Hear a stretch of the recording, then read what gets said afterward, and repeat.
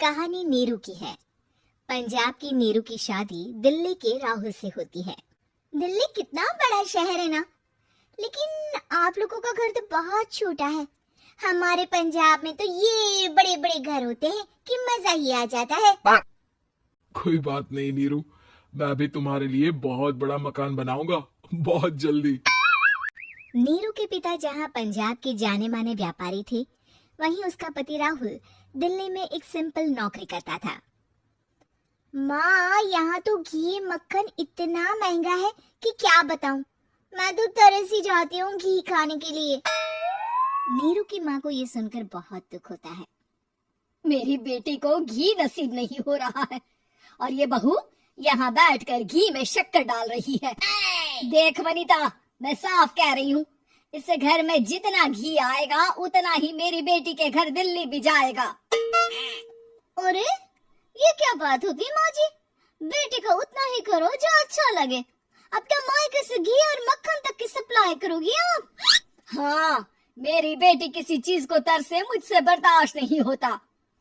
अब क्या था, नीरू के मायके में 2 किलो घी आता तो 2 किलो दिल्ली जाता नीरू के पास। एक दिन, माँ बड़ी गर्मी पड़ती है दिल्ली में।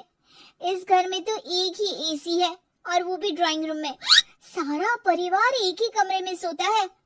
बेटा, वो तो हर घर की कहानी है। यहाँ भी एक ही एसी है। अरे बिल इतना आता है कि क्या बोलूं। तभी वहाँ राकेश आ जाता है। माँ, थोड़ी देर में यहाँ कुछ प्लम्बर आएंगे मेरे कमरे में एसी लगाने, जरा ध्यान से लगवा देना ना माँ। ओए, ऐसे कैसे तेरे कमरे में एसी लगेगा? हाँ राकेश, एक बार बात तो कर लेता। अरे पापा, वो वनिता को गर्मी में नींद नहीं आती। ड्राइंग रूम में सबके साथ सोने में वो अनकंफर्टेबल है, इसलिए। अरे पूरे परिवार के साथ वहाँ तेरी बहन नीरू भी तो सोती है। वो नहीं हो रही क्या अनकंफर्टेबल? समझ रहा है ना? अगर एसी लगेगा तो एक दिल्ली में तेरी बहन के कमरे में भी लगेगा, तभी तू लगा सकेगा। राकेश वनीता को सारी बात बताता है। वनीता करती भी क्या, मन मारकर बैठ जाती है। माँ, ये लोग ठीक नहीं है, क्या करूं मैं? अरे बेटी, यहाँ आ जा, तू यहाँ आकर रह ले। अरे छोड़ दे ऐसे पति को। कैसे छोड़ दूं माँ? समाज क्या कहेगा, लोग क्या कहेंगे? वैसे भी मेरा एक बेटा है मयंक।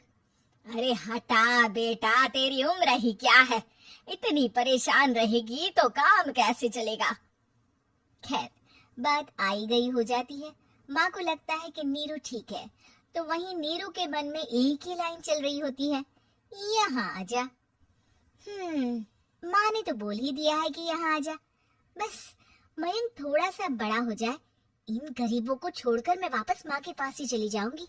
वो इसी सोच में बाजार में चल रही थी कि मैम, आपका दुपट्टा जमीन को छू रहा है। नीरू जैसे ही उस लड़की की तरफ देखती है, देखती ही रह जाती है। हाय रे, कितना सुंदर लड़का है ये। क्या हुआ? मैंने कहा आपका दुपट्टा। तो खुद ही उठाकर दे दो ना। लड़का समझ जाता है कि नीरू उस पर फिदा हो चुकी है। वो उससे उसका नंबर लेकर चला जाता है। अब क्या था, नीरू और रोहित में लगातार बातें होने लगती है। मैं हरियाणा का रहने वाला हूँ, यहाँ एक बड़ी कंपनी का मैनेजर हूँ। अच्छा, और कितने बच्चे हैं तुम्हारे? बच्चे? अरे मेरी तो शादी भी नहीं हुई है। तुम बताओ, शादी करोगी? नीरू शर्मा जाती है। अब लेकिन मैं तो पहले से ही शादीशुदा हूँ। मुझे फर्क नहीं पड़ता, बस तुम शादी कर लो, भाग चलते हैं। बहुत पैसे वाला हूँ मैं, हमेशा खुश रखूंगा तुम्हें। नीरू रोहित से मिलकर सारा प्लान बना लेती है और फिर एक दिन घर से भाग जाती है। दोनों शादी कर लेते हैं। शादी के बाद, क्या बात है नीरू, तुम्हें परेशान सा देखता हूँ, सब ठीक तो है ना? हाँ, सब ठीक है।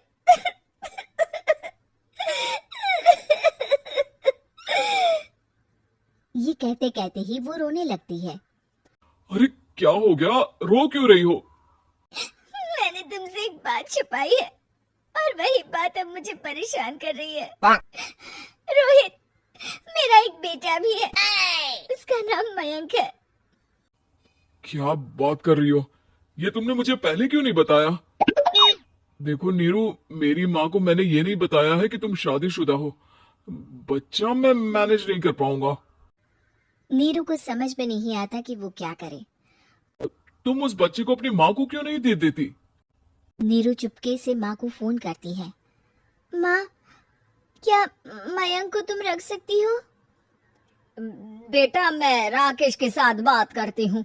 आखिर घर का बेटा वही है, जो वो बोलेगा। वैसे भी बेटा, तूने जो किया है ना, उसके बाद से पूरा घर तेरी बुराई कर रहा है। मैं भी अब किसी से तेरे लिए लड़ नहीं सकती। राकेश बेटा, नीरू ने तो जो किया बहुत ही बुरा किया, लेकिन मैं सोच रही थी कि क्यों ना मयंक को हम यहाँ ले आए। तभी वनीता बोल पड़ती है। वाह जी, ऐसे कैसे यहाँ ले आए? यहाँ क्या भंडारा भरा है? और जिस बच्चे की माँ ने नहीं सोचा, उसके लिए हम क्यों सोचे? नीरू को एक बार तो अपने बच्चे के बारे में सोचना चाहिए था ना। अरे लेकिन तेरे पास भी तो लड़का नहीं है ना वनीता। माँ, वनीता ठीक बोल रही है। कल को वो बड़ा होकर इसी घर का हिस्सा मांगेगा तो हम क्या करेंगे? माँ कहती भी तो क्या, वो चुप रह जाती है। वहीं नीरू का पहला पति कहता है। माँ, अगर आज भी वो वापस आ जाए तो मैं उसे माफ कर दूंगा। बेटा, गरीबी चीज ही ऐसी है, क्या करेगा? तू तो अब मयंक का सोच। वो बेचारा तो बिना माँ का हो गया। मयंक के खातिर तो दूसरी शादी कर ले बेटा। लोगों के लाख समझाने के बाद नीरू के पहले पति की शादी रिद्धि से हो जाती है, जिसके पहले पति से 2 बच्चे होते हैं। देखो जी, मैंने शादी सिर्फ बच्चे के खातिर की है। मैंने भी शादी सिर्फ बच्चों के खातिर की है। वहीं नीरू के दूसरे पति के मन में ये बात घर कर जाती है कि नीरू एक मासूम बच्चे को उसके खातिर छोड़ कर आई है। अब देखो नीरू, मुझे लगता है कि जो औरत अपनी कोख का बच्चा छोड़ सकती है, वो तो कुछ भी कर सकती है। कल को तुम्हें मुझसे अच्छा कोई मिल गया तो तुम तो मुझे भी बाय बाय कर दोगी ना। नीरू को अब उसका दूसरा पति ताने देना शुरू कर देता है। तंग आकर नीरू उसके यहाँ से भागकर अपने पहले पति के पास चली जाती है, लेकिन ससुराल में क्या लेने आई है नीरू, मयंक को? नहीं नहीं सासू माँ, मुझसे गलती हो गई, मुझे माफ कर दीजिए। नीरू, अब वक्त खत्म हो गया है, मेरी शादी हो चुकी है। तो छोड़ दो ना उसे, हमारा बच्चा है। मैं आपको अपनी माँ नहीं मानता, मेरी नहीं मान तो बात पूछिए।